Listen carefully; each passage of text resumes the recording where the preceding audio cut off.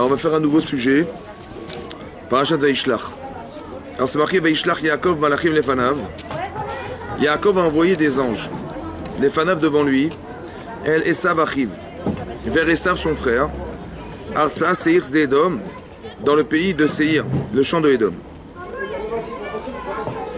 Historiquement, Yaakov Avinu, il a dû quitter ses parents à la suite du fait que lorsqu'il a reçu la bracha de son père, son frère n'a pas supporté Esav qu'il prenne la bracha de son père, et donc il a décidé de tuer son frère. Et ça a été su par Rivka, et elle a dit à son fils, va-t'en, et pars chez Lavan. Maintenant, la Torah nous dit, la Gemara nous dit qu'il est parti d'abord 14 ans à Yeshiva. Ensuite, il est parti 20 ans chez Lavan, et 2 ans sur le chemin lorsqu'il est revenu chez ses parents. Il s'est passé 36 ans. Donc quand il y a marqué Vaishlach Yaakov Malachim Lefanav, ouais, il s'est déjà passé 36 ans entre le moment où il a quitté son frère et là où il retrouve ses parents. 36 années. Maintenant, qu'est-ce que vous auriez pensé, vous, au bout de 36 ans? Où est-ce qu'il est parti, Yaakov? Il est parti à l'Yeshiva. Il n'est pas très loin, quoi. Et après ça, il est parti son oncle. C'était facile de le retrouver ou pas? Hein? Ouais. Donc il y avait des raisons de s'inquiéter. Vous auriez pensé plus que votre frère il a oublié ou que votre frère il est encore haineux? Qu'est-ce que vous auriez imaginé? S'il était haineux, il l'aurait trouvé depuis longtemps a priori, non? Je sais pas, c'était tellement facile de le retrouver, il est chez ton oncle. Donc s'il n'a pas été te chercher, c'est que quoi? Hein? Attendez, si ça fait 36 ans qu'il n'est pas venu le chercher, qu'est-ce que vous auriez imaginé, vous? La logique c'est quoi? Mais s'il a de la rancune alors qu'il aille le chercher, le tuer chez ton père, chez ton oncle. Plus il est loin de son père, moins il sent la... Parce que c'était une question de jalousie. C'est plus que de la jalousie. Hein. Quand il était loin de son père... Attendez, la bracha de Yitzhak, c'est la bracha du monde. C'est marqué, Hachem, il a dit à Abraham, il a dit Velivrechu becha kol mishperot adama. Il dit, la bracha que je te donne, ça va bénir toute la famille de la terre. C'est-à-dire que la raison du monde, elle dépend de la bracha d'Abraham. Autant de Yitzhak, la raison d'être du monde, la richesse du Olam. Ça veut dire qu'il c'est pas seulement une petite bracha qu'il va recevoir. Hein. C'est énorme ce qu'il va perdre. Donc, conscient de ce qui? Il est marqué, quand il a su que son frère lui a pris la bracha, Vaïzrak, il a crié, Saraka Gedola ou Mara Admeod. Saraka Gedola, un grand cri, Mara amer, Admeod jusqu'à l'extrême. C'est-à-dire, il avait bien sûr conscience de ce qu'il avait perdu. Donc maintenant, moi dans le texte, il a envoyé des anges. Les Fanav devant lui, El Esav arrive. Esav arrive. Esav, son frère. Non, Esav, son frère. Entre les deux. Il ne sait pas, peut-être qu'il doute. Il ne sait pas qui va retrouver. Esav ou son frère? Il doute encore, c'est ça que ça veut dire. Esav arrive. Ça veut dire quoi envoyer des anges? Attendez, il a Rachid dit que c'était vraiment des anges, hein. Des anges mamash. Qu'est-ce que ça veut dire pour vous? Il va le prévenir. Non mais je ne suis pas en train d'expliquer qu'est-ce qui s'est passé, mais qu'est-ce que ça veut dire des anges? Pour vous, ça veut dire quoi des anges? Il a envoyé des anges. Ça vous parle ça? Ça vous parle ça? Ou c'est de la littérature?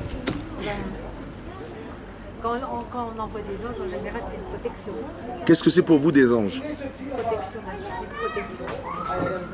Mais là, c'est pas protecteur. Là, il lui dit tiens, va voir ce qui se passe. Pour faire la paix. Hein? Faire la paix. C'est quoi des anges? C'est quoi des anges?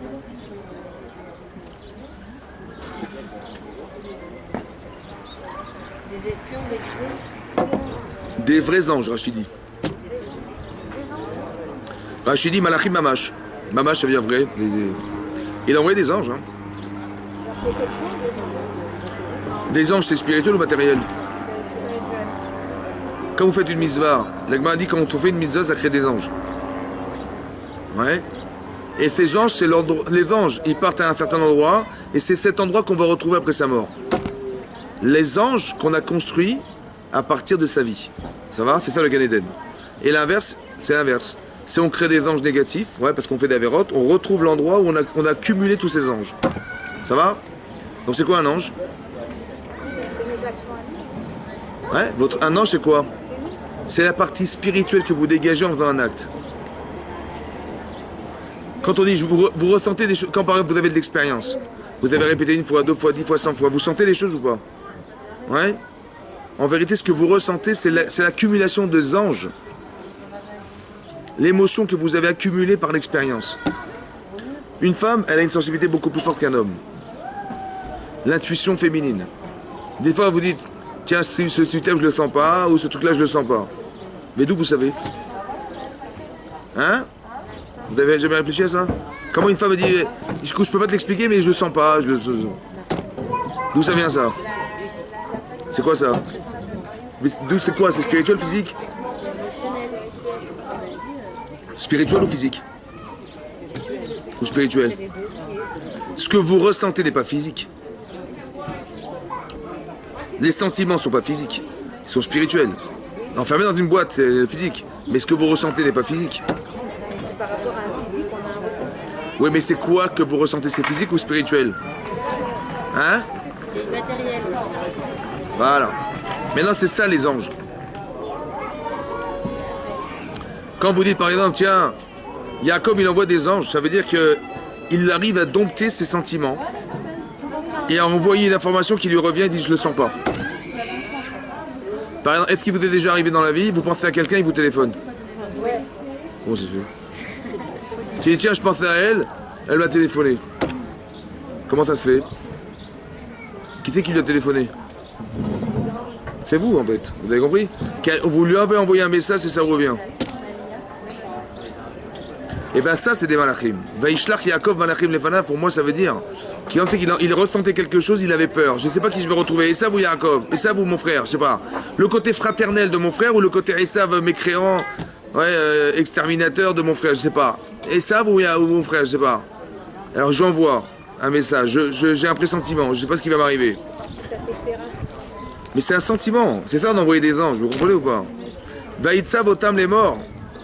Il aura ordonné, il aura dit, qui tomrou n'a donné les sav ko amar avdecha Yaakov imavan garti vecha vecha data. Il dit voilà, j'ai appris la Torah, j'ai fait les mitzvot et j'ai tardu jusqu'à présent. Mais en vérité, il se parle à lui-même. Il dit voilà ce que j'ai fait, je sais ce que je suis. J'espère que ça va aider. Ouais, j'espère que ça va aider. D'abord, il est marqué. Ensuite, il a dit je vais envoyer des présents à mon frère pour essayer de le soudoyer parce qu'on ne sait jamais. Si c'est mon frère, j'ai pas besoin, mais c'est pas mon frère. Ben, je vais essayer de m'arranger en lui montrant que je suis fraternel. Vayeshuva malachim el Yaakov. Ils sont revenus les anges vers Yaakov, les morts lui disant Banu el achicha el Esav. On est revenu de ton frère Esav. Et marqué, il a dit, au départ, il a dit et Esav arrive. Esav, ton frère, son frère. Et ils sont revenus et dit non, c'était arrive Esav. Toi, tu crois que c'est ton frère? C'est Esav.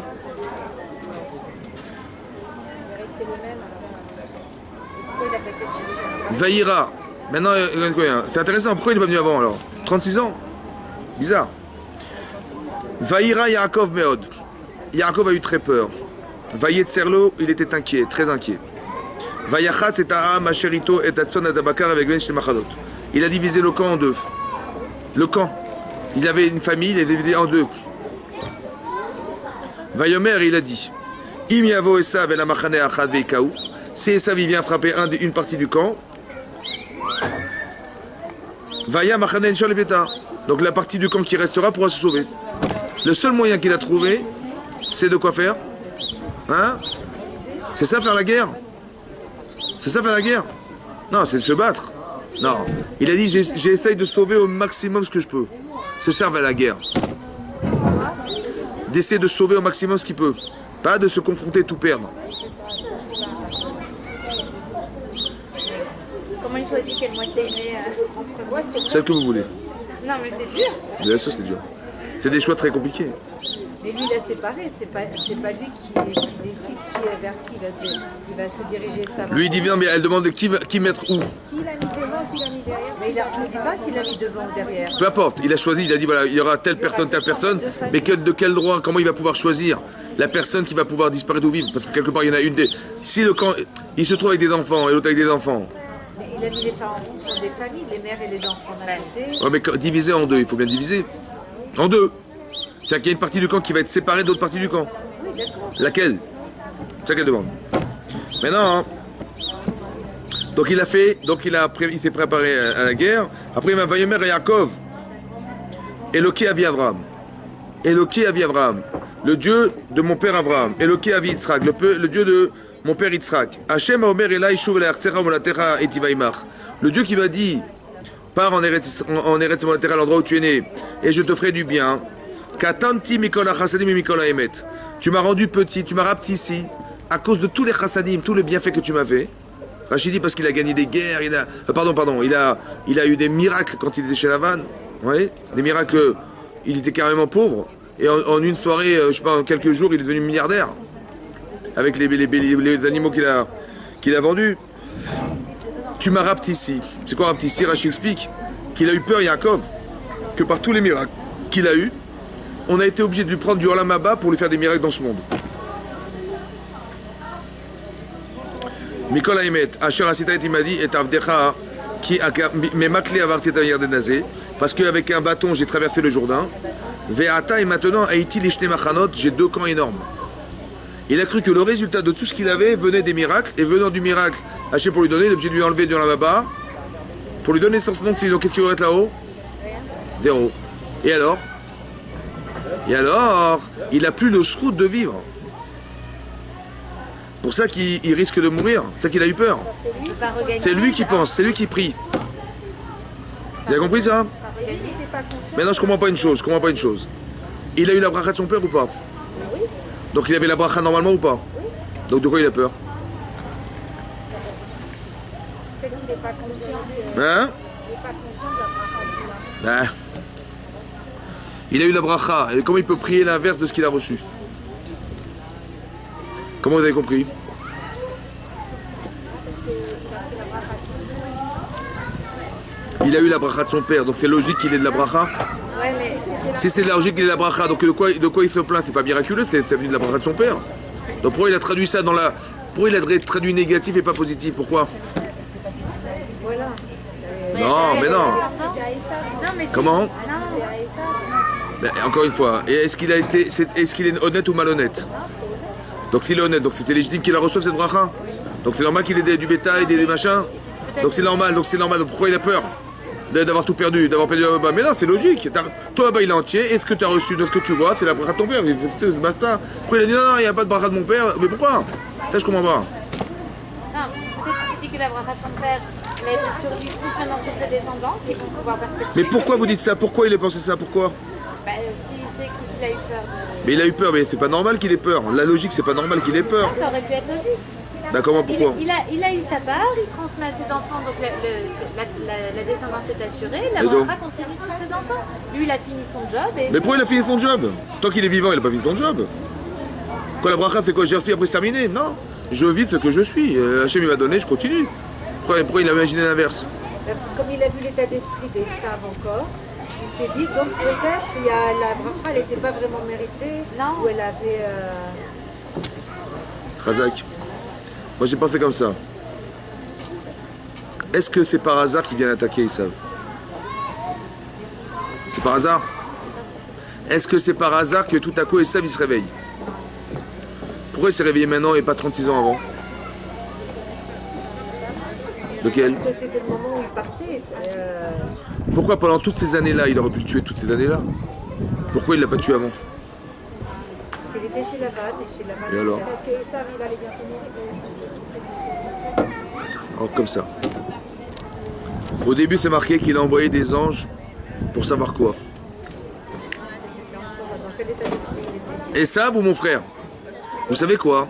Si dans ma vie je doute, c'est que les deux existent. Donc Hachem, il est obligé de m'envoyer ce qui est le produit de mon doute pour que je le solutionne. Vous avez compris ce qui est marqué là? Parce que Yaakov, il doute que son frère est peut-être Esav, que Hachem, il est obligé de solutionner ce problème chez lui en lui envoyant Esav. Mais non, qu'est-ce qu'il veut Esav? Il veut lui prendre de l'argent? Qu'est-ce qu'il veut Esav? Hein? Donc qu'est-ce que lui dit Hachem? Bah tu es mort. Ça veut dire quoi? Bah quand il a... Comment Hachem nous téléphone? Hachem il nous téléphone? Comment il vous parle Hachem? Donc qu'est-ce qu'il est en train de dire à Hachem en lui envoyant Esav? Il lui dit quoi Hachem? Lequel? Ouais. Donc c'est-à-dire qu'il est en train de lui dire, Yaakov, tu es mort. Mais comment ça se fait que je suis mort? Puisque regarde tout ce que j'ai.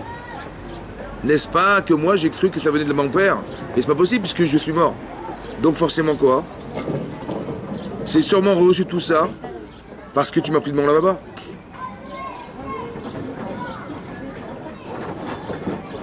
Vous avez compris? Vous avez compris ça? C'est que dans sa logique à lui, il se dit c'est pas normal que si Béhémet Hachem envoie un message qui est contradictoire. D'un côté j'ai la bracha d'avoir tout ça.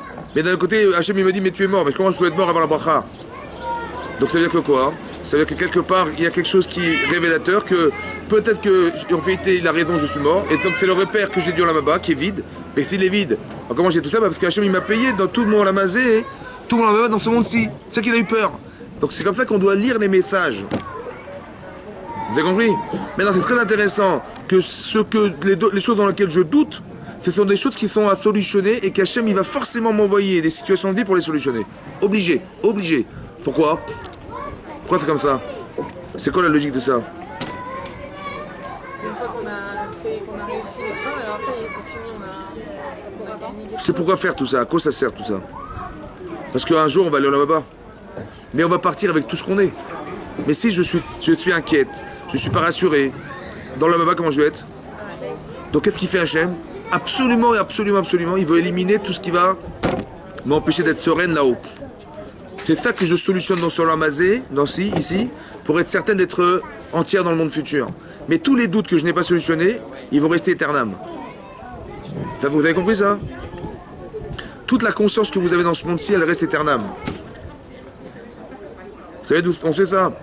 Parce que c'est marqué dans plusieurs endroits dans le chasse, mais il y a une preuve claire dans le chasse que la Gemara dit à quoi ils ressemblent des tzadikim quand ils quittent le monde. Quand ils meurent. Il ressemble à retirer un cheveu d'un bol de lait. Il n'y a pas de retenue. Par contre, un rachat, quand il quitte le monde, ouais, c'est comme si on devait glisser une corde dans une planche trouée, dans le trou, et au bout de la corde, il y a un nœud plus gros que le trou, et aller tirer maintenant la corde pour essayer de lui faire passer le trou. C'est dur. Comme ça, la Gemara dit que les Réchaim, ils quittent ce monde et c'est dur. Maintenant, le Rav Dessler, il dit, la personne, elle meurt, son corps, il reste sur place, et hop, ça elle s'envole. Elle est où la retenue? Où c'est dur? Alors, il explique qu'on part aussi avec sa conscience. Il y a le neshama, il y a le nefesh. La conscience, c'est ce que vous avez nourri dans votre vie. Ça va? Maintenant, la conscience d'être retenu dans ce monde, c'est celle que vous conservez après la mort. Donc, en vérité, la retenue, elle vient de la conscience. Ça va? Donc, c'est-à-dire que cette conscience, il faut la solutionner aussi. Il faut partir sur un... Donc, c'est-à-dire qu'il ne faut pas avoir de doute. Ben, ces doutes-là, ils sont problématiques pour lui. Pour ça qu'Hachem, il lui envoie Esav, pour qu'il arrive à solutionner le Esav qui est en lui. C'est clair. Tout ce qui nous arrive, en vérité, ce sont des solutions psychologiques. Parce que l'inquiétude, le bonheur, le plaisir, je sais pas moi, tout ce que vous ressentez sont des sentiments. Mais qui sont les vecteurs et qui sont des moyens qui vous amènent à vous réaliser dans votre vie. Une personne qui est fragilisée psychologiquement, elle ne peut rien faire. Oui, donc c'est sûr que la Avodat Hashem, elle va dans ce sens, évidemment. Quand vous dites, bah, je ne suis pas enthousiaste, ou je suis très enthousiaste, ou j'ai très envie, ou machin, bah, tout ça, c'est des choses que vous avez construites dans votre vie, évidemment. C'est ce qu'on appelle des malachim, en fait, des anges. Et c'est cette faculté que vous avez, l'énergie que vous avez concentrée en vous, oui, vous avez le courage, vous avez la ténacité, donc c'est des ressorts qui sont psychologiques, qui sont le produit de tout ce que vous avez fait dans votre vie. Ben ça, c'est un apport qui est fantastique. Et toutes les carences, ben, j'ai pas eu le courage, j'ai pas osé, j'ai été timide, ce sont des carences. Cette carence-là, ben, vous la portez en vous aussi. Donc c'est la concentration de ce que vous êtes qui est à solutionner, et Hachem il crée des situations de vie justement pour arriver soit à éliminer, soit à renforcer certaines choses qui vont faire que vous serez meilleur. Ça veut dire. Donc Yaakov Hachem il envoie un message à Yaakov très clair en lui disant voilà, ça arrive. Donc qu'est-ce qu'il a fait pour se préparer spirituellement à cette problématique? Il a dit je vais faire la guerre, je vais envoyer des cadeaux et je vais faire la prière. Voilà ce qu'il a dit. Comment ça se fait qu'il a prié? Puisque Hachem lui dit clairement que c'était fini.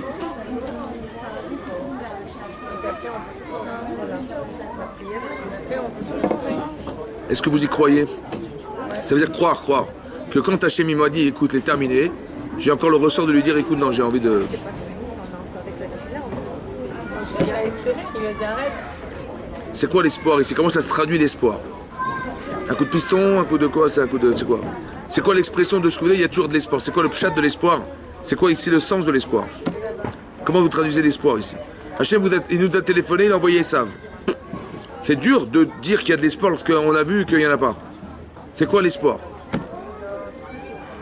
Comment ça se traduit chez vous, ça? Hein? Non, je veux pas des notions de... Je veux comprendre. Qu'est-ce que vous allez mettre dans vos actes et dans votre tête pour dire que je vais pouvoir changer? Et mettre de la émouna, comme vous dites. C'est quoi? Hein? Hein? Je vais vous la dire en arabe. J'ai dit comme ça. Les gens disent il faut la émouna, là. C'est quoi avoir la émouna? C'est quoi? C'est malheureux, mais c'est des mots. Hein. Malheureusement, on dit des trucs, en vérité, qui nous servent pas. Qui nous servent pas parce qu'on sait pas quoi faire. On dit émouna, oui. Ouais, ouais. Qu'est-ce qu'il faut faire alors? C'est quoi? Non, c'est la conscience que les choses peuvent être autres que ce qu'on nous dit. Voilà. C'est ça.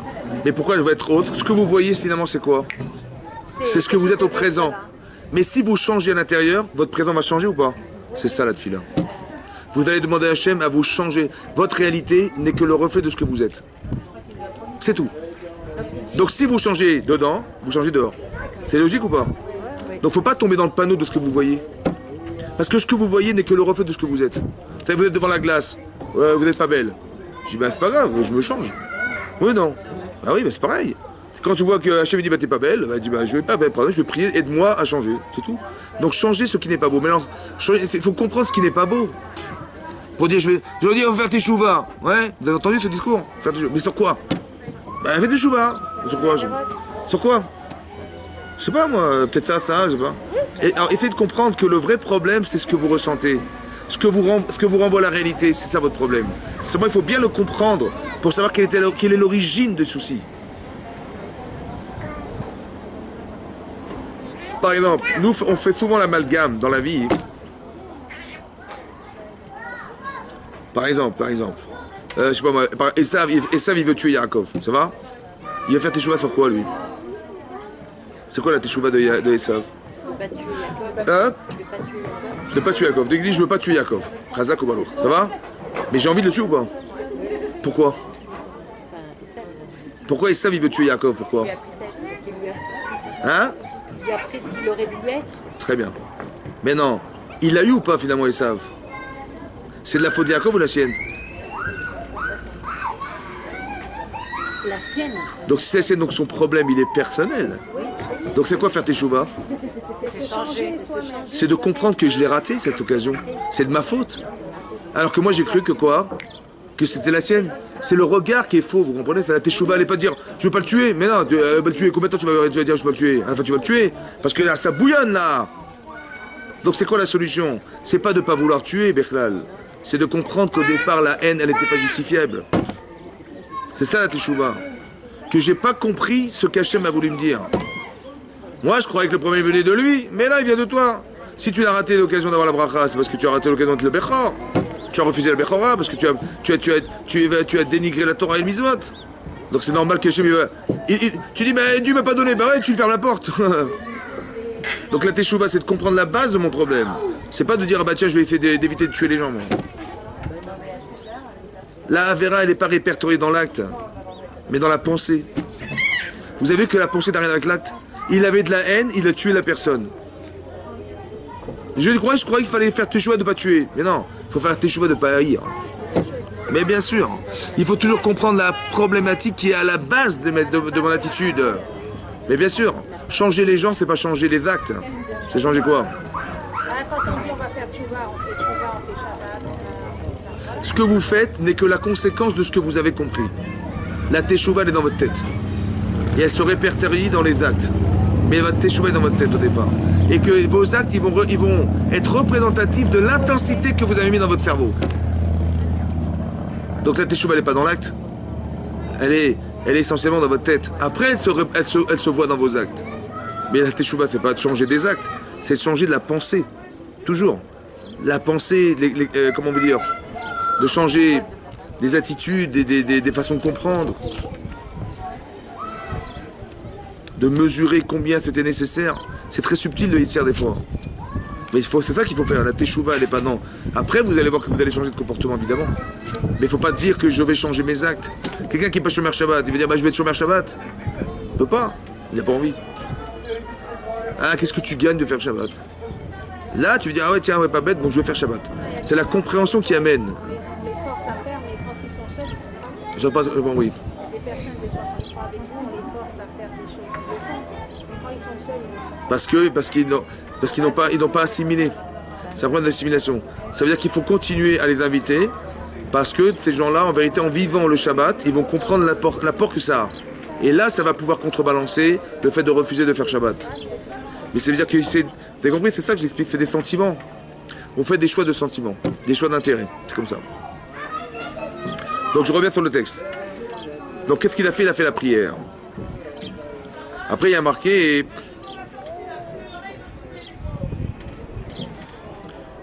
Donc il a eu l'information, et qu'est-ce qu'il a fait?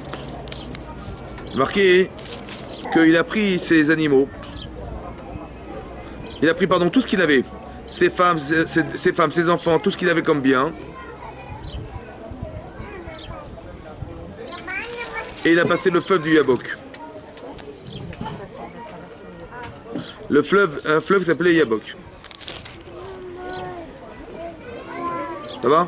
Juste retrouve le passage.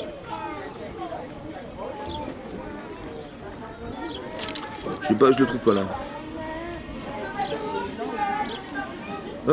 Voilà, pardon, après, excusez-moi, après il a dit une chose importante, il a dit Atselenina miyadachi miyadesav. Quand il a prié Hachem, qu'est-ce qu'il a dit? Il a dit voilà, j'ai passé ce Jourdain et je me suis retrouvé avec un bâton alors que j'avais rien au départ et j'ai une grande richesse. Il a dit, et après il a dit Atselenina, sauve-moi je t'en prie, miyadachi, des mains de mon frère, miyadesav, des mains de Esav. Qui arrête, car j'ai peur, Anochi, pen, yavo veikani emam banim. Qu'il aille frapper une mère sur ses enfants. Qu'il aille frapper une mère sur ses enfants. Qu'il aille massacrer la famille, quoi. Mais il a dit Atzilenina, miyadachi, miyadesav. Ça veut dire quoi? Sauve-moi des mains de mon frère, des mains d'Esav. Ben mon frère c'est Esav. Ça veut dire quoi alors? D'abord, il le considère comme son frère. Après, Mais sauve-moi des mains de mon frère. Sauve-moi. S'il vient en tant que frère, il a besoin de sauver Hachem. En tant que frère, fraternité, il a besoin de sauver. il lui demande qu'il reprenne les sentiments. Et ça, il y a des sentiments de fraternité avec lui. Est-ce qu'il a dit essaie de créer des sentiments chez mon frère? Non. Sauve-moi des mains de mon frère. Ça veut dire quoi? Il sait que son frère, s'il va venir de la Alors faut pas dire, faut dire Esav. Sauve-moi des mains d'Esav. Mais c'est quoi des mains de mon frère? Il veut que ça soit son... Que même s'il vient mon frère, sauve-moi de lui. Ça veut dire quoi? Il se présente en De- tant que son frère. Il n'est pas menteur parce qu'il est Ar. L'Esav, c'est comment dire, l'exterminateur, on va dire. C'est Esav. Mais Ar, c'est pas l'exterminateur, c'est le frère, la fraternité. Même ça, sauve-moi de ça. De quoi il a eu peur? De l'influence de Ar. La négative. Vous comprenez ou pas? Vous savez ce que dit le Zohar sur ce passage? Le Zohar. Il dit, vous savez, dans l'histoire un jour, Esav, il va venir comme un frère. Il va dire, mais pourquoi on s'entretue? Pourquoi on est des frères? Ouais, mais non. L'antisémitisme, c'est un bouclier à l'assimilation. Nous on dit on est victime, les gens ne nous aiment pas, c'est vrai, on dit on n'aime pas, anti-juif, antisémite, mais quelque part si les gens sont antisémites, ça nous permet de nous rappeler qu'on est juifs. Mais peut-être qu'on n'est pas des bons juifs, pourtant que les goïms nous regardent comme des mauvais juifs. Bah, non, Et que si on était assimilés, on aurait perdu notre judaïsme. Donc pour qu'on arrive à ne pas le perdre, alors Hachem il a créé une animosité chez les goïms, comme si que les goïms nous disaient vous n'êtes pas ce que vous êtes. Ça va? C'est bien de nous protéger de ne pas s'assimiler. Mais s'il n'y a pas d'antisémitisme, qu'est-ce qui va devenir? Qu'est-ce qu'on va devenir? On va dire, mais comme des frères, voilà, on est tous des frères. Ouais, Chaz Shalom, on n'est pas... Oui, qu'est-ce qui va se passer? On va devenir des goïms. Et alors? Atzilina miyadachi. Il dit, à la fin des temps, les goïms, ils vont venir comme des frères. Voilà, on est tous égaux, Chaz Shalom, on fait le shalom entre nous. Ça, c'est le pire, ça. C'est pour ça qu'il a dit, Atzilina, sauve-moi de ça. Parce que si mon frère, il vient en tant que Har, alors qu'il est Esav, c'est une catastrophe. Parce qu'on est perdu. Donc ça aussi, protège-moi de ça. Oui. Mais quand on parle de fraternité, on se rapproche d'un lien qui nous est commun, quoi. C'est-à-dire qui n'est pas agressif. J'ai compris, mais ça peut être dangereux, ça. Je vous explique. Est-ce que vous comprenez que vous êtes différentes? Les frères, c'est l'un de Attendez, je vous explique. Il y a des juifs et des goïms. Bon, il y a combien de juifs sur la terre? Combien? 12. Il y a combien de goïms? Combien? Combien? Combien de milliards? Hein? 7 milliards. Si vous divisez 12 millions par 7 milliards, ça fait combien? Hein? Ben, ça fait 0,001 ou 18, je sais pas combien. 0, 0, virgule, 0, 0, 18%. Attendez, j'arrive. Donc, combien vous aviez de chances d'être juive? Hein? Combien? 0, 0. Combien de chances vous aviez d'avoir le privilège d'être juive? Hein? C'est une chance ou pas? Maintenant, vous représentez Hachem. On vous a choisi depuis votre naissance. Hachem, il a choisi vous. Il y avait des milliards de goïms, de monde sur la terre. Il a dit non, vous, non. Vous êtes juifs. Donc vous avez un rôle essentiel ou pas? Maintenant, est-ce qu'on va vouloir marquer la différence ou ne pas marquer la différence? Hein? Mais c'est du racisme. Vous êtes des racistes. Alors qu'est-ce qu'on fait alors? Être ce qu'on est, c'est pas être raciste, ça veut dire. Il faut savoir. Qu'est-ce qu'ils pensent de nous les gars? Ils m'ont dit ouais, on se sépare d'eux, soi-disant, on se marie pas entre nous. On se sépare toujours par une manière ou d'une autre. Il y a celui-là, il va vouloir vivre comme ça, l'autre il va vouloir vivre comme ça. Ouais, mais nous c'est spécial. Hein. On mange pas comme eux, on vit pas comme eux, on se marie pas avec eux. Non, mais après, voilà, après c'est. Quel est le problème? C'est vrai que c'est un problème. Qu'est-ce qu'ils pensent de nous les goïms? Ben, il y a deux problèmes. Un, d'abord, on est des menteurs, des tricheurs, des voleurs. Ouais. Et à part ça, hein, soi-disant, on se prend pour qui, quoi? Voilà, on se marie pas avec eux. Et dès qu'il y a un mariage mixte, toutes les familles elles se déchirent. Un peu de tolérance. C'est ça qu'ils pensent, oui ou non? C'est quoi le pchat de la différence alors? Comment ça se traduit la différence? Comment vous allez faire comprendre aux gens la différence? Par exemple, on va dans des mariages religieux. Qu'est-ce qu'on fait? On sépare les femmes des hommes. Ouais. Mais les gens vont dire ah, attends, c'est quoi cette histoire-là? Moi je veux danser avec ma femme et avec ma cousine, oh! C'est quoi ces religieux là? On va valoriser la place de chacun. Non mais attendez, je comprends pas. Moi je veux danser avec ma cousine et avec ma soeur, moi je sais pas. On prend, on sépare les hommes des femmes, c'est normal? Hein? C'est normal ou pas? Ouais, chez nous, c'est normal. Ils vont dire mais c'est pas normal. Pourquoi vous séparez? Mais non. Maintenant, est-ce que l'Yetzirah il existe? Est-ce que vous voyez pas des couples qui malheureusement divorcent à cause des relations extra-conjugales? Ça existe ou pas? Hein? Ça existe malheureusement plein, ouais. À cause de quoi? Ben, du rapprochement. Mais non, donc qu'est-ce qui se passe? Donc il faut pas qu'il y ait des hommes et des femmes ensemble parce que moi j'ai pas envie de perdre ma femme ni mon mari.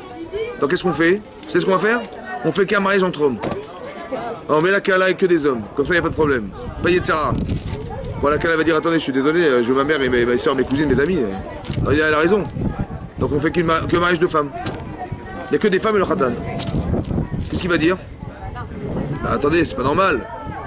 Alors qu'est-ce qu'on fait alors? Pour pas tomber dans le Yetzirah, on fait quoi? Mais la Mechitza, elle nous sépare ou elle nous rapproche? Elle nous sépare physiquement, mais spirituellement. Pour que tout le monde soit présent, la Mechitza, c'est une manière de rassembler les gens nous séparant. Parce que sinon, il n'y aura personne. Donc la Mechitza, elle nous sépare ou elle nous rapproche? Elle nous rapproche. Alors que les gens pensent?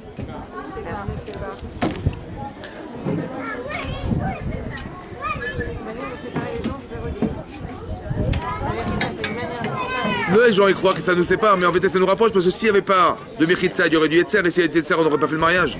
Donc pour que tout le monde soit présent, hommes et femmes, il fallait mettre la Mechitza. Ça va? Parce que d'un côté, c'est vrai qu'on va peut-être dans... Mais on a atteint un niveau de Kedusha qui nous permet de nous protéger. Donc la séparation, en vérité, elle ne nous sépare pas, elle nous rapproche. Ce que les goïms n'ont pas compris, c'est que la différence existe. Mais c'est pas négligeable et c'est pas rabaissant d'être différent. Vous savez, c'est marqué dans le Midrash que le mont Sinaï, c'est le mont de la haine. Parce que dès l'instant où Hachem a choisi que l'Israël, il a forcément séparé et cette séparation est insupportable. Et les gens sont devenus haineux à cause du choix d'Hachem. Maintenant, si je suis haineux, c'est que Dieu s'est trompé. Si les gens sont haineux vis-à-vis de nous, c'est que quoi? C'est qu'Hachem il a eu tort de nous séparer. Puisqu'il a créé ça, crée de la haine. Mais est-ce que je dois en vouloir au clan Israël ou à Hachem? Hein? Les goïms ils auraient dû en vouloir à Hachem. Pourquoi ils nous en veulent à nous? Exactement, exactement. Quand les frères, quand Yaakov il a séparé, il a donné un vêtement à son fils. La tunique. Il y a marqué Vaïrou Echav, qui Oto Avaviem, que lui était préféré de leur père, Mikol Echav plus que ses frères, Vaïsnu Oto ils l'ont haï. Ça a créé La haine. Mais est-ce qu'il fallait être haineux vis-à-vis de Yosef ou vis-à-vis de leur père qui avait fait la différence? Alors pourquoi ils ont haï Yosef? Pourquoi ils ont haï Yosef? Alors il faut comprendre qu'en vérité, on ne peut pas remettre en question ses parents. On ne peut pas mettre en cause Hachem. Donc les goïms vont dire, voilà, moi je ne peux pas remettre en cause Dieu, donc je ne vais pas pouvoir le mettre en cause lui, mais par contre je peux remettre en cause les choix d'Hachem. C'est-à-dire que c'est l'autre, alors je l'élimine. Comme ça, j'ai pas de problème avec le bon Dieu. Je vais tuer Yosef, comme ça, j'ai pas de problème avec mon père. Parce qu'un enfant ne peut pas remettre en cause ses parents. Donc il va remettre en cause les éléments qui amènent à la différence. Et nous sommes les éléments qui dérangent. Donc c'est pour ça qu'on a de la haine vis-à-vis de nous. Ça va? Mais cette haine, en vérité, elle est articulée par la manière dont on a de se comporter soi-même. Ça veut dire que l'expression de la haine, c'est l'expression de ce qui n'est pas, de ce qui est mal géré chez soi. Ça veut dire comme ça. Si on arrivait un jour à expliquer aux goïms la nécessité qu'ils avaient que la différence existe, il n'y aurait pas de haine. Je pense qu'on a un devoir d'expliquer aux gens la différence de fonction.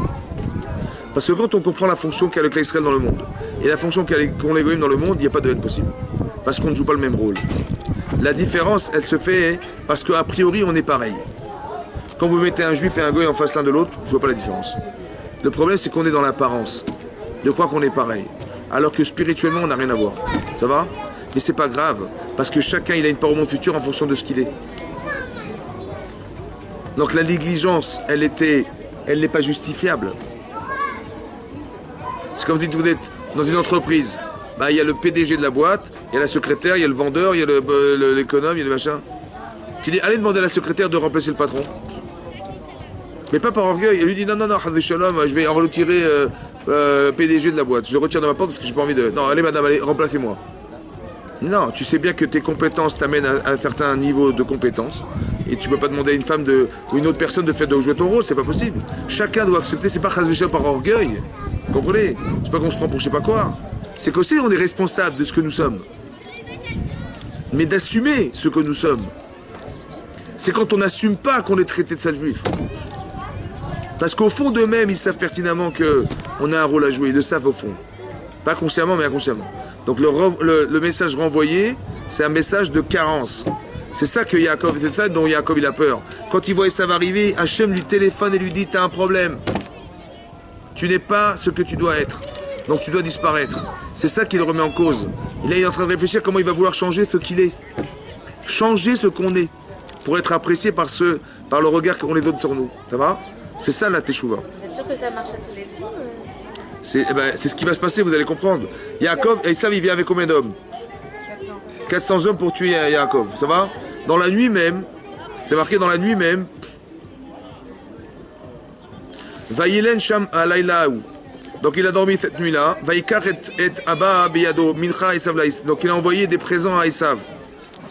Des animaux, des izim, des chèvres, des gemalim, des chameaux, etc. Il envoie des cadeaux. Et ensuite c'est marqué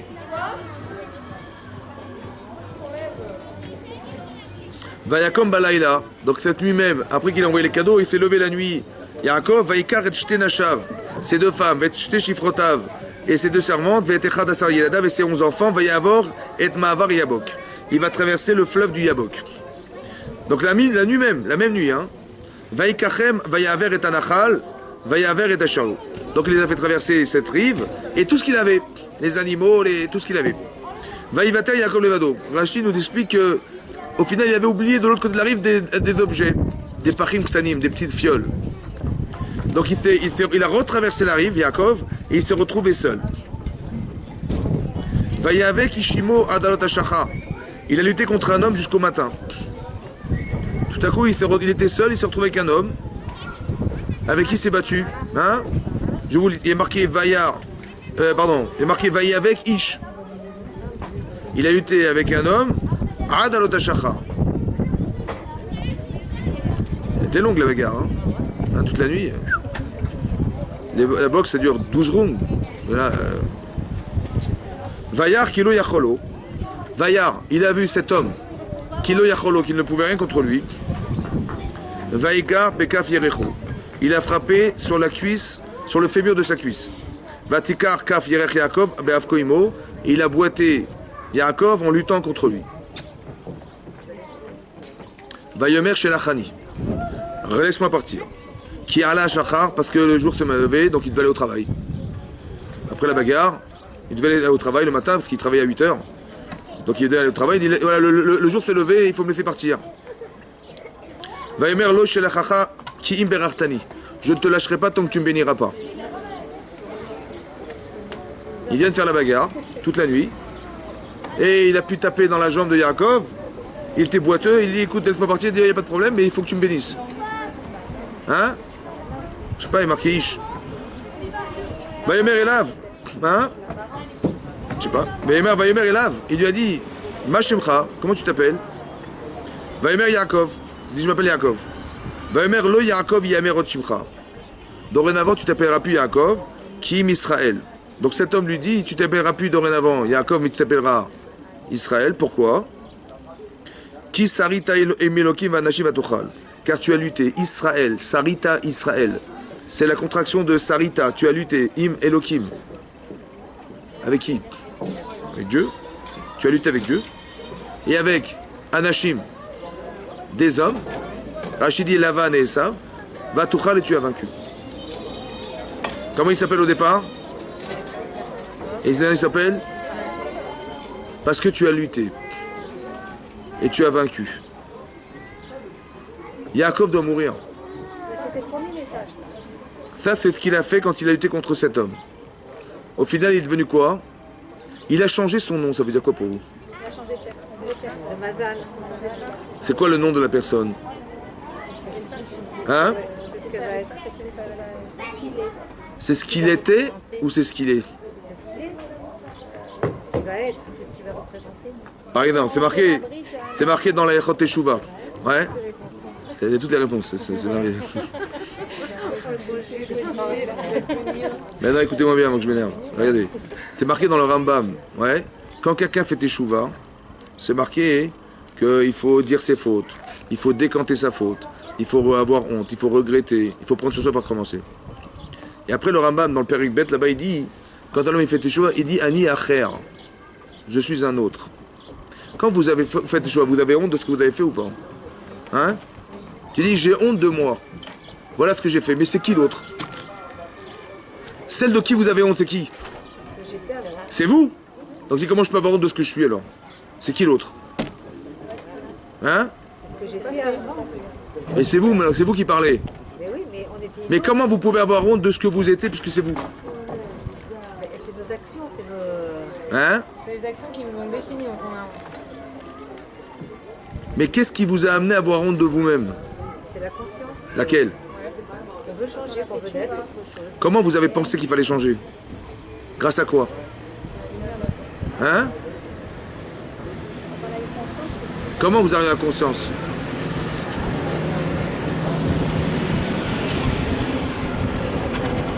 Les erreurs nous prouvent qu'on a tort quand on fait la Torah. Les erreurs nous prouvent qu'on a Comment vous savez que vous avez fait des erreurs? Comment vous savez qu'il y a un contraste?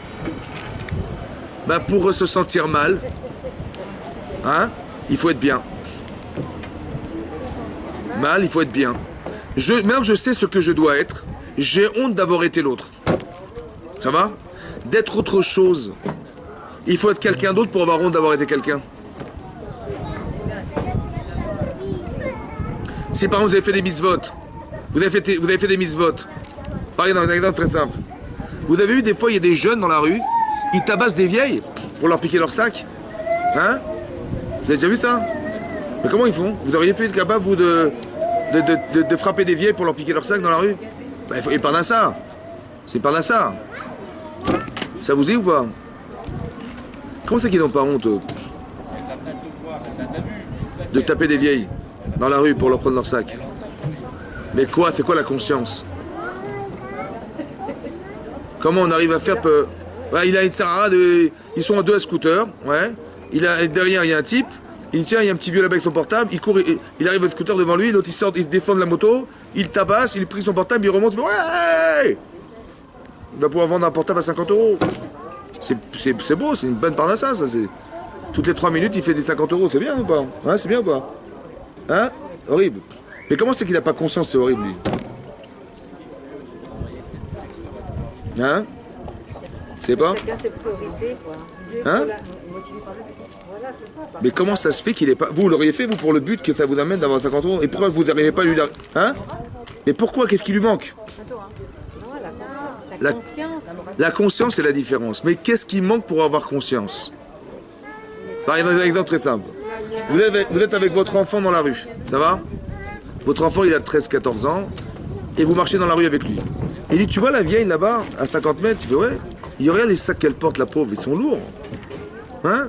Il fait, ah oui. Elle a du mal à marcher. Il dit, va l'aider. Donc le gosse, il court, il dit, bonjour madame, oui, bonjour. Je vois que vous avez du mal à déplacer, à porter vos sacs. Il fait, oh là là. Tu sais quoi, j'ai mal au bras. Il fait, tu peux m'aider? Il dit, avec plaisir, c'est pour ça que je vous suis proposé de venir vous aider. Donc il dit, voilà, il prend les sacs, il soulève les sacs. Oh! Il fait, mais qu'est-ce que vous avez mis dedans là? Des ingodants ou quoi? Il fait, mais vous habitez, j'habite à 100 mètres. Et le gosse, il prend les sacs, il fait 3 pas, il s'arrête. Il fait 3 pas, il souffle. 3 pas, il souffle. Après, il dit, voilà, il arrive au bout des 100 mètres, il arrive devant la porte de l'immeuble. Il fait, mais j'habite au 3e étage sans ascenseur. Il dit, mais comment vous faites, madame? Il dit, ben voilà, c'est comme ça, je suis toute seule, voilà. Je suis veuve, je suis toute seule. Ah, attendez. Donc il monte les étages. Il arrive en haut. Elle dit, voilà, ah merci mon chéri, je sais pas comment, elle était rayonnante la dame, la petite vieille. Il dit, mais voilà, j'ai des paquets de bonbons, si tu veux un paquet de bonbons. Il dit, non, mais vous dérangez pas. Il dit, voilà, j'ai une Coca-Cola. Il fait, bon, d'accord, j'accepte. Donc il prend le Coca-Cola, il boit. Ça a duré 20 minutes. Et il s'en va. Ça a duré 20 minutes. Ce gosse, il peut agresser une vieille dans la rue maintenant ou pas? Pourquoi? C'est ça la conscience, c'est ça la conscience. Maintenant qu'il se sent, il sent la dépendance de cette dame, il sent combien elle souffre, il sent combien il peut lui apporter. La conscience d'être bien, ça empêche d'être mal. Vous savez pourquoi ils n'arrivent pas, ces gens-là? Parce qu'ils n'ont pas la conscience d'être bien. Donc quel est le problème? Vous savez quoi? Pour sentir le mal, il faut être bien. Mais si on ne sent pas le mal, c'est qu'on n'est pas mal, c'est qu'on n'est pas bien. C'est logique ou pas? Si quelqu'un me dit, mais quel est le problème? Quel est le problème? C'est qu'il n'est pas bien. Donc il ne voit pas le mal. Donc qu'est-ce qu'il faut faire? Il faut construire le bien pour être dérangé par le mal. La conscience, c'est la différence. Il faut être bien pour dire, mais ça va pas.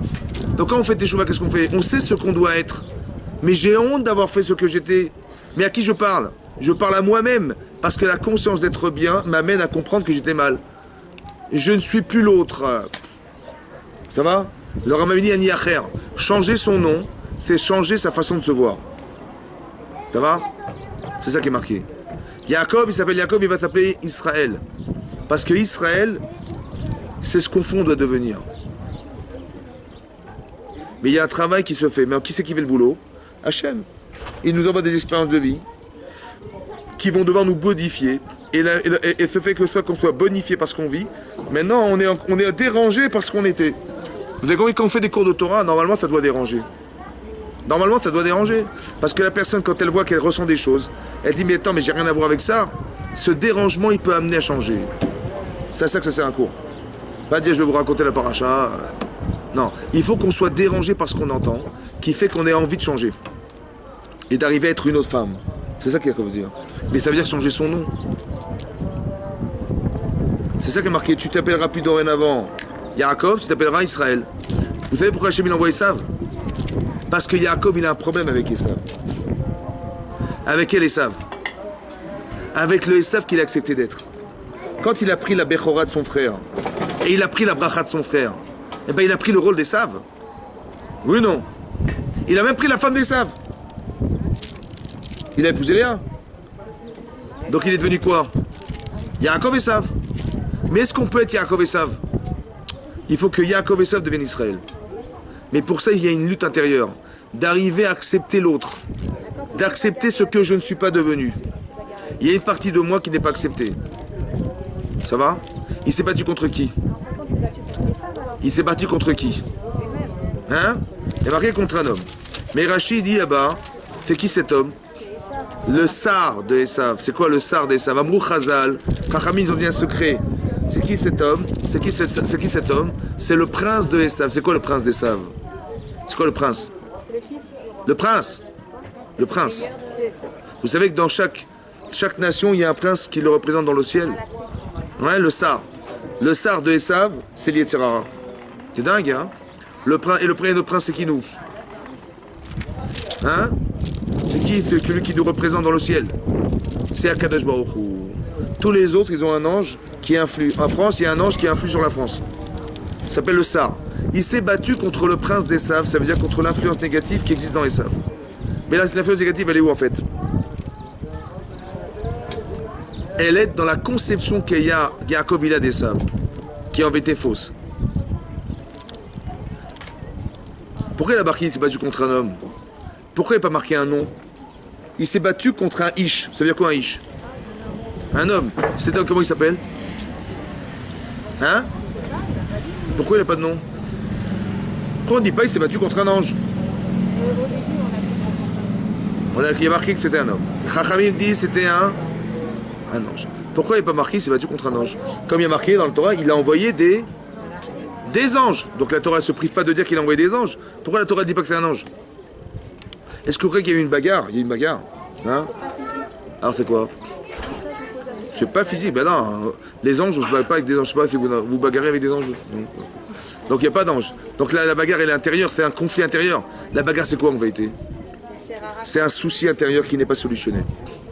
Quand vous êtes angoissé, quand vous savez ce que vous devez faire mais vous n'arrivez pas, il y a une sorte de conflit intérieur, vous vous battez contre quelque chose de spirituel en fait. Un soulagement, c'est la réussite de ce que vous avez réussi à faire.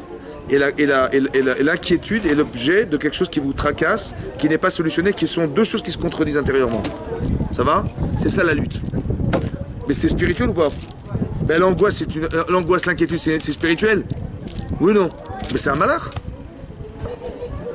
Non? Non? Est-ce que vous avez déjà vu, je sais pas moi, des arbres qui tombent amoureux des arbres? Non. Mais vous, oui, un jour vous avez épousé votre mari, donc c'est spirituel. Il y a un aimant, quelque chose de spirituel qui émane de vous. Ce sont des malachim, ça s'appelle des malachim. Tout ce que vous ressentez sont des malachim. C'est-à-dire que c'est quelque chose de spirituel qui se dégage de vous-même. Mais non, l'inquiétude est un malach, et autant que, comment vous dire, et le bonheur, le soulagement, le nachat, tout ce que la vie vous procure, en vérité, qui est... Moi, j'explique toujours comme ça. Plus vous vous séparez de vous, dans le sens où, par exemple, imaginez-vous, voilà, hein, quelqu'un, il attend ses enfants, il doit arriver à 18h à la maison. Bon, ils vont pas tarder à taper à la porte. Ils reviennent de l'école. Bon, il est 18h15. Hein? Ils sont pas là. 18h30. Vous inquiétez pas, ça va, vous inquiétez pas. 18h45. Comment ça va? Très mal, hein? Qu'est-ce qui se passe? Mais non, ils n'ont pas de téléphone. Ah, il y a 19h, papa, on a raté le bus. Comment vous sentez? Et c'est quoi la problématique? C'est quoi l'inquiétude? C'est la séparation de ce que votre corps ressent et de ce que votre tête vous dit. Donc c'est quoi le bonheur? C'est quoi là? C'est l'harmonie des deux. Vous savez, vous êtes inquiet. Votre cerveau dit mais là, t'inquiète pas, ça va, ne t'angoisse pas. Et votre cœur dit comment ça? Comment ça je m'inquiète pas? Vous avez ce discours-là, c'est la séparation des êtres. Votre corps, il ressent quelque chose que votre tête ne comprend pas, ou il comprend, mais il ne sait pas comment l'argumenter. Ça va? Parce que comment tu veux expliquer la non-présence à ton corps qui ressent? Vous avez compris ça? C'est comme par exemple, Chas v'shalom, quelqu'un qui disparaît, on pleure de la disparition des gens. Oui ou non? Mais on devrait être heureux pour eux, Baruch Hashem, ils sont là-bas. Après on pleure de la disparition. Baruch Hashem, ils sont partis d'ici. Parce que la galère, la France. Le monde, c'est pas évident. Donc tant mieux pour eux. Ben non, pas tant mieux pour eux, non, on pleure pour eux, on pleure pour nous. Hein. Et on pleure pourquoi on pleure? Hein? Mais c'est physique ou c'est spirituel? C'est en vérité spirituellement, tant mieux pour eux, non? Pourquoi on est égoïste à pleurer la mort des autres? Et l'inverse, quand vous avez un petit bébé, vous êtes contente ou pas? Hein? Mais c'est dur, c'est pas facile la vie. On devrait être malheureux pour lui, le pauvre. Bah parce que la vie est dure. Ah, bien sûr, il va grandir, mais ça va pas être facile. Hein? Ben je sais, ben vous aussi, donc vous êtes heureuse ou pas? Et pourquoi? On devrait être malheureux parce que c'est dur, l'éducation des enfants, les trucs, les traumatismes, les machins.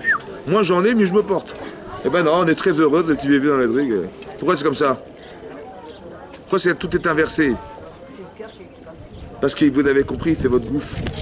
Ça veut dire que c'est corporel. Ça veut dire que votre cerveau, si tu réfléchis objectivement, tu dis mais n'importe quoi, et tu vois que physiquement c'est l'inverse. Pareil, pour la disparition des gens, c'est pareil. Que égoïstement, on pleure les gens qui ont disparu, mais c'est physique. Ça veut dire que votre corps, quand la personne n'est pas là, eh ben ça vous dérange. C'est physique. Donc ça veut dire qu'il faut trouver des arguments spirituels qui vont permettre d'alimenter ça. Et oui, c'est ça le cirque de la vie. Avec la ménagerie, la cavalerie, les clowns. C'est pour ça que je disais que je voulais dire que Yaakov, il voulait pas être un clown. C'est la bataille, c'est de ne pas être un clown dans sa vie. Ça veut dire de ne pas vouloir jouer un autre rôle, mais d'être soi-même. Maintenant, pour arriver à s'atteindre soi-même, on étudie la Torah pour atteindre le niveau de conception qu'on doit avoir de soi. Mais les gens, ils veulent pas mourir quand même, excusez-moi. Hein? Les gens, ils veulent pas mourir. Mais bien sûr, c'est sûr. Donc, Mais je parle objectivement. Est-ce qu'on a plus à être l'homme bas ou l'homme azé? Objectivement, qu'est-ce qui vaut mieux, être ailleurs ou être dans le monde futur ou ici? Objectivement. effectivement, là-bas, Très bien. Donc pourquoi on pleure de devoir disparaître? soi-même, Ouais. celui qui se voit partir. Là. Pourquoi il a peur? Pourquoi il est angoissé? Pourquoi il a... Hein? Ben parce que l'adaptation au monde extérieur que je ne connais pas, c'est un problème physique. C'est pas un problème... Si vous enlevez votre corps, ben vous êtes contente de partir. Oui, non. Donc c'est quoi qui crée l'inquiétude? Ben c'est mon gouffre. Donc la séparation du corps et de la neshama, ça crée de l'inquiétude. Et le rapprochement des deux, ça ramène de la joie. Donc comme le petit gosse qui a été aidé la petite vieille, il ressent ce qu'elle ressent. Il ne peut pas la frapper. Maintenant, s'il arrive un jour, il va avoir honte. Là, il va rougir. On ne rougit pas de tout dans la vie. Hein. Mais on rougit des émotions très puissantes qu'on a développées à l'intérieur de soi qui sont aussi corporelles. La contradiction amène à rougir. Vous voyez? Quelqu'un qui a honte de soi, c'est qu'il est contredit par ce qu'il sait de lui et ça le fait rougir. C'est ça qu'il faut atteindre un jour. Et si quelqu'un ne rougit pas, c'est qu'il n'a pas développé consciemment la valeur des choses. C'est-à-dire quand vous dites, ah oui, mais c'est comme ça. On fait des avérotes, mais ben, c'est comme ça. On n'est pas parfait. Hein. Je ne rougis pas. C'est-à-dire qu'intellectuellement, je le comprends, mais je ne rougis pas. Je n'ai pas atteint le niveau que mon corps devrait atteindre de rejet de ce qu'il a fait. C'est dingue. Hein. Mais ça, c'est de la conscience. La conscience, c'est d'arriver à nourrir chez nous la plénitude qui existe dans le bonheur d'être juif et qui est contredit par la faute. Ça devrait me gêner, ça devrait me déranger, je devrais rougir de ça. Pour ça que la boucha, la honte, c'est quelque chose de fondamental. Parce que le type qui n'a pas honte, qui a de l'insolence, il peut faire n'importe quoi de sa vie. Parce qu'il n'a pas honte d'être. Par contre, quand vous dites, mais comment j'ai pu faire une chose pareille, c'est honteux. Mais donc vous vous voyez mal et vous savez que vous êtes bien. Mais vous avez honte étant bien d'être mal.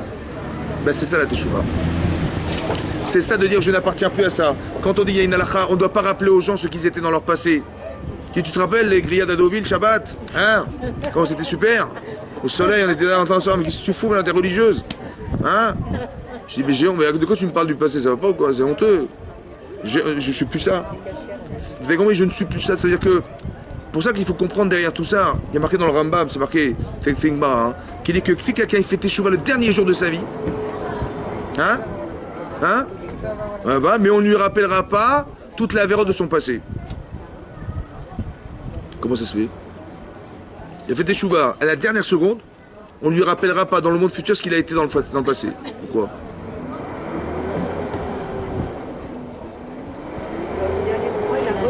Hein? Ouais, d'accord, ben j'ai changé, mais tout ce que j'ai fait me traîne derrière moi, non? Oui, non. Voilà, je suis quelqu'un d'autre, mais tout ce que j'ai fait, ça traîne derrière moi. Pourquoi je vais me dire, ah bah tiens, t'as fait ça, t'as fait ça, t'as fait ça. Bon, t'as changé, Khazak ou Baruch, mais t'as vu tout ce que t'as fait? On ne rappellera rien, coupe et claque. Pourquoi? Hein? Alors je vais vous dire autrement. Vous n'êtes plus cette personne. Quand vous avez sincèrement fait échouva, vous n'appartenez plus à votre passé. Donc c'est pas que ça sert à rien, c'est que vous n'êtes plus cette personne. Si je vous dis à vous rappeler à Deauville, vous dites ah mais ça me correspond pas. On ne peut pas vous rappeler ce que vous n'êtes pas. C'est ça la force de la teshuva, c'est énorme. Ça veut dire que vous êtes la personne qui change. Yaakov s'appelle Israël, ça ne s'appelle plus Yaakov. Et dans la Torah, on l'appellera plus Yaakov. Si, mais vous avez compris ce que ça veut dire. C'est-à-dire que des fois il va être Yaakov, il va être Israël, mais ça veut dire qu'on peut atteindre quelque chose comme on n'est pas des sadikim toute la journée. Et ça veut dire qu'il y a quelque chose en vous qui doit devenir. Il faut qu'on arrive à s'appeler Israël un jour. Mais la lutte intérieure, c'est arriver à atteindre ce que vous êtes personnellement intérieurement.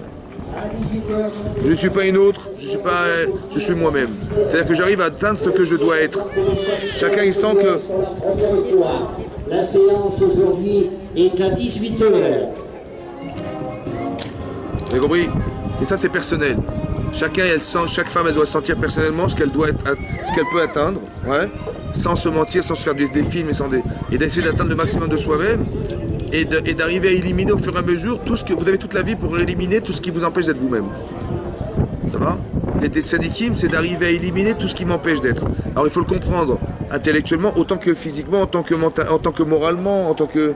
Il y a des choses sur lesquelles j'aurais dérangé. Je suis dérangé de ne pas être dérangé. Il y a des gens qui disent voilà, il y a des gens ils pleurent, ils font choses, ils pleurent, moi j'arrive pas à pleurer par exemple. Ben, ça doit me déranger ça. De voir que j'ai pas ces émotions. Alors que l'émotion est l'expression profonde de ce que je suis. Et j'en ai tellement été touché que voilà, j'en ai rougi, ça fait partie de l'intensité que vous mettez. Vos convictions dépendent essentiellement de ce que vous avez nourri de fort en vous. Ça va?